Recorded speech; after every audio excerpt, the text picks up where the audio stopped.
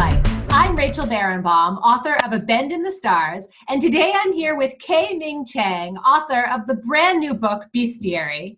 It is fantastic. It is part myth, part queer love story, part migration story, and I could not get enough of 100% of it. K-Ming, tell me, what is your book about? Thank you so much for having me.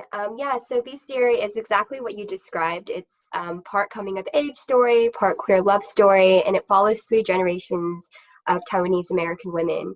And it kicks off with the 3rd generation, who goes by daughter in the book, and she grows a tiger tail overnight and has to excavate her family history in order to understand the root of this tale, the source of it, and through uncovering it, kind of discovers what her lineage is. I love the mix of animals and humans. Can you talk about maybe what inspires some of that and what's behind it? Yeah, for sure. So, for example, the story of that inspired this novel about a tiger spirit that lives inside the woman's body and eats the toes of children and calls them peanuts. That's a story that I heard growing up a lot.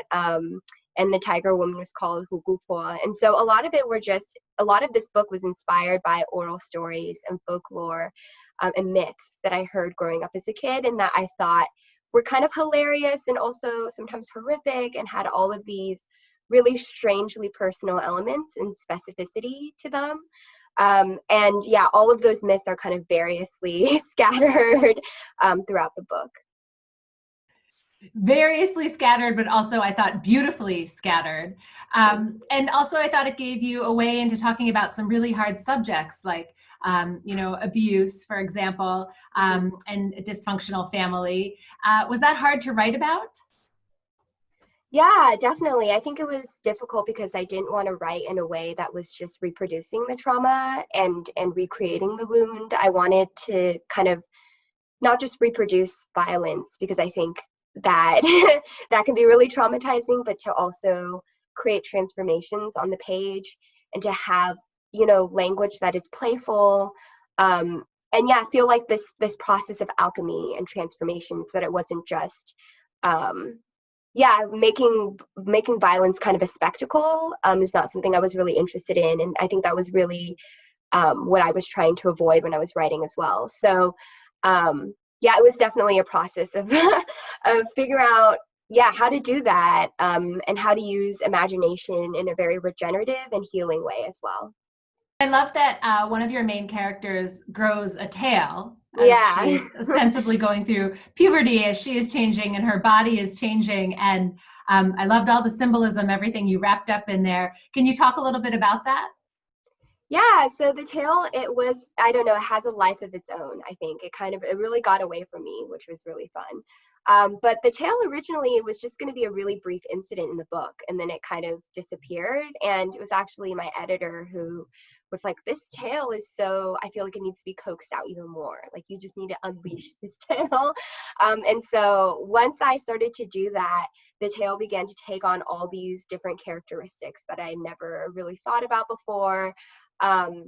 And became this like double-edged sword for the daughter, of like this weapon, but also something that connects her to her family. So it was really fun, because I kept trying to like figure out what this tale was as I was writing it. And I love that I kind of ended up like not really like figuring out in this concrete way what this tale is and represents, but that it became something so much more complex and multifaceted. Yeah. What a fantastic editor you have, that she really pulled that out. I think you're very lucky, and I loved it. So you mentioned language. I want to talk a little bit about the language. I've heard and read reviews where people call BESTIARY experimental. No, what do you think about that label? Yeah, I think it's really, I'm honored that people find it really experimental. I feel like I'm very, very bad at writing plots.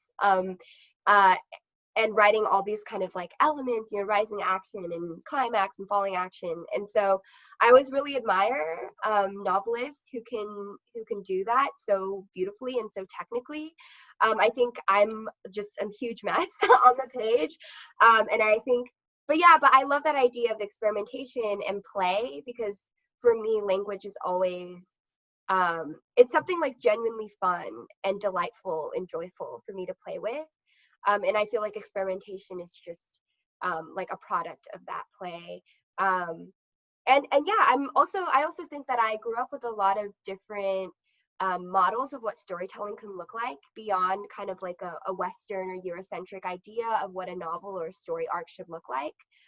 Be that like folk tales or watching a lot of like soap operas growing up, and reading a lot of translated literature, I think kind of shows that there's this huge, massive range of what storytelling can look like outside of our kind of conventional ideas of what it should be. I love that you're bringing up soap operas. Do you have a favorite soap opera? Who did you watch them with? Oh, well, there is one that actually it is mentioned in Bestiary, which is Desperate Housewives, is mentioned in the book. And then the daughter's kind of burgeoning crush on Gabby, who's one of the housewives, played by Eva Longoria Parker, or Eva Longoria. And that's definitely one that obviously is very deep in my consciousness that I watched with my mom, but she didn't want me to watch it because obviously, like I was in first grade, so I should not have been watching it, but I would like secretly watch it and like hide behind the sofa, and clearly everyone could see me, but I thought I was really hidden.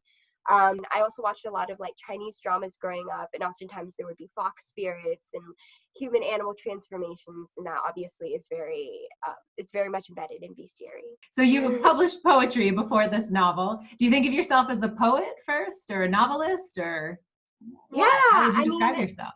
Yeah, I mean, I feel like when I write poetry and prose, it's kind of the same consciousness and the same desires and motivations.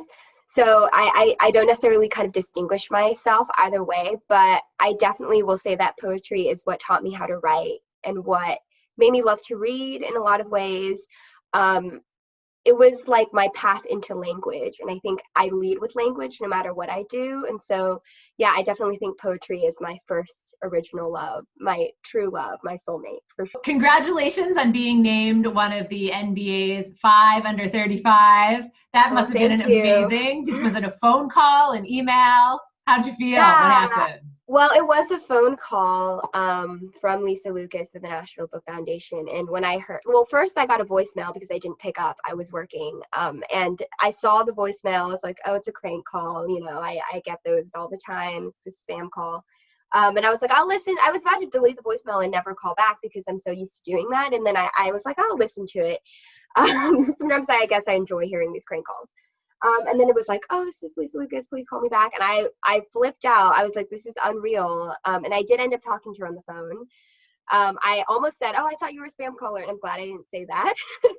And yeah, I was in disbelief. I think it was just so shocking to me. And it still feels that way. But one thing that's really beautiful is that it was Justin Torres who nominated me for this honor. And I read his book when I was like 13 years old, like 8th or 9th grade. And it completely changed me. There are still sentences from that book that I remember to this day and can recite to people.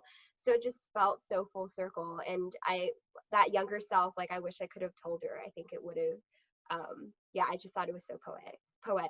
Okay, K-Ming, tell me about your chicken hobby. This is kind of relevant to the book because I feel like there are a lot of like mentions of chickens in the book. There's the chicken farm in Arkansas. There's like eating the chicken neck. And I used to raise chickens with my mom. We had quite a flock. So that all of those sections are chicken autobiographical chicken parts. My weird fascination and also like ability to spew facts about chickens and raising them.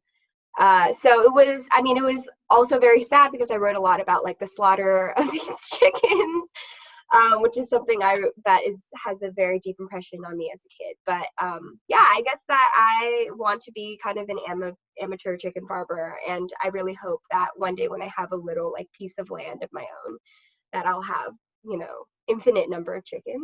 Definitely a hobby chicken. I have to say that I'm so impressed because while we're having fun and we're laughing, there are really very, very serious parts to your book that are very impressive. And I think that the animals and the levity even of this conversation reflects that you have found a way into these serious subjects. So Congratulations. And is that something that did you do that on purpose? I mean, did you choose animals because it was easier to talk about these hard subjects?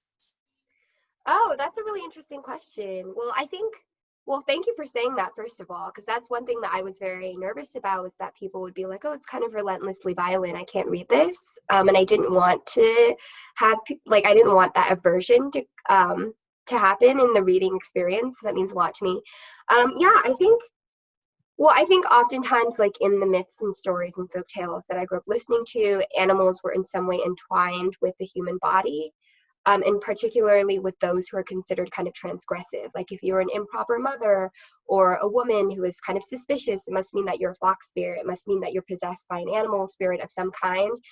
And I was just really interested in how those are kind of entwined together, and the ways that like marginalized people were considered, or in story were written as like cross species in some way. Or like as monstrous bodies. And yeah, so that was my entry point, was through harnessing that and kind of reclaiming it, and seeing it as the source of power rather than as something that is, that is a reason to kind of like reject them. So yeah, definitely I think fantasy is my way into any story. K-Ming, your book is absolutely beautiful. Thank you so much for taking time and for being with me here today. May you sell many, many copies. Thank you so much for this wonderful conversation.